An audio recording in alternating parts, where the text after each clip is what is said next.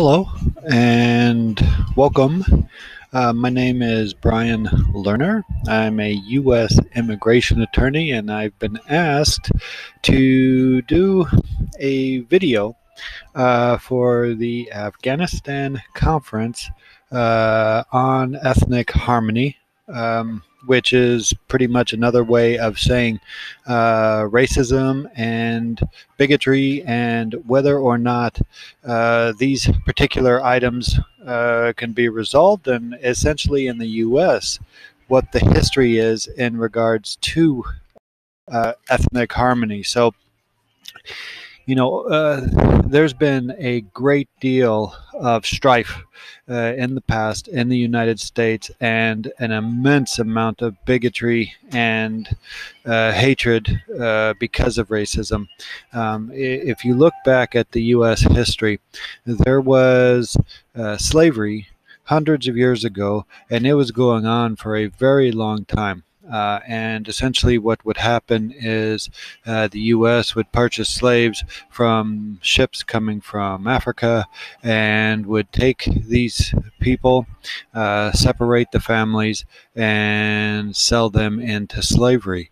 And even when the United States became the United States, with George Washington, its first president, and the whole purpose of becoming the United States was to become free from the English tyranny and oppression at the time. Slavery still existed. George Washington had slaves. The second president of the United States, Thomas Jefferson, had slaves. And even if they disagreed with it, at the time, apparently they didn't want to bring it up and say anything because they knew all the problems that would occur.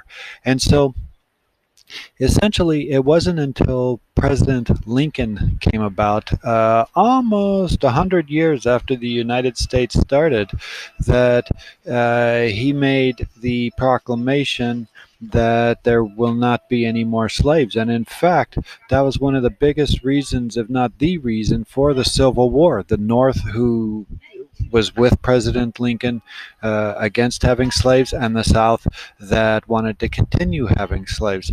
And the Civil War ended up being one of the bloodiest wars in the United States. And that just goes to show you the grip that the United States had on slavery and bigotry, owning a person, and how they thought that that was okay. Well, it turns out that after the Civil War, that slavery was abolished, that it was illegal to continue with slavery, and you would think that after that everything would be okay, but it wasn't. There was still a great deal of racism and bigotry that existed, and if you even jump forward another 100 years to the 1960s, there were all kinds of things that were happening in the United States that is just shameful for if you look back on it from today.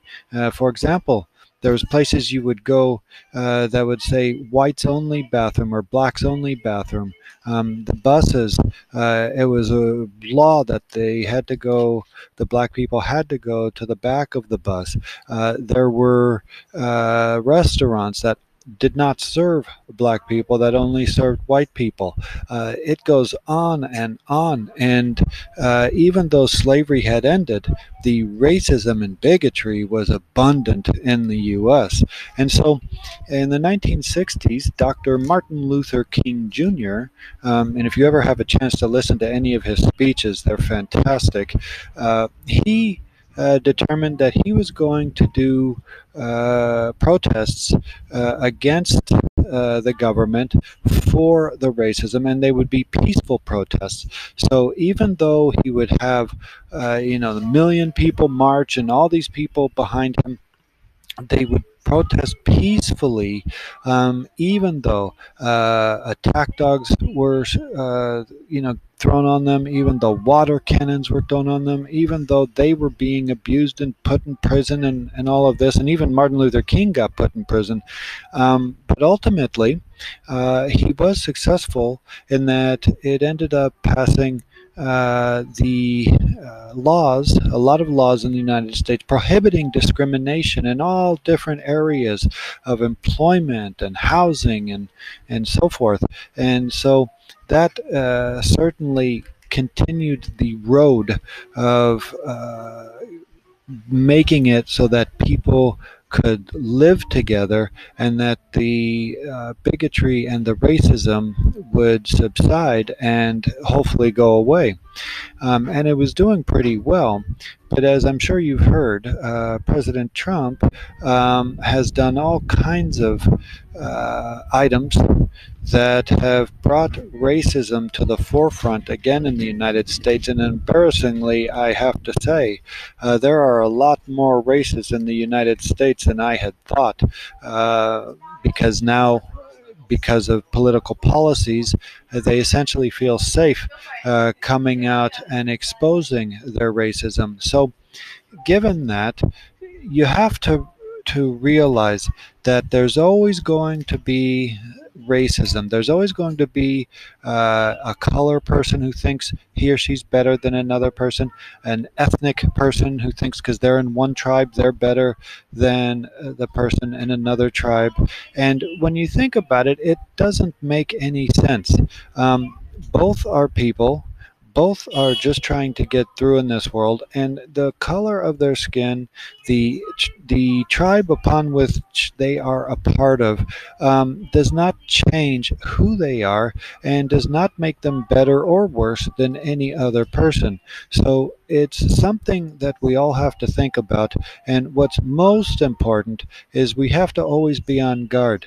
There will always be racism and bigotry. There will always be people who think they're better and who try to do things to cleanse or to make the world in their view better, which it's not. So we can't relax and allow the bigots and the racists to prevail. And even in peaceful times, when it appears that it has subsided, we still have to be vigilant. We still have to know it's out there, and we still have to protect against such acts of bigotry and racism. Okay, hope you enjoyed. Thank you.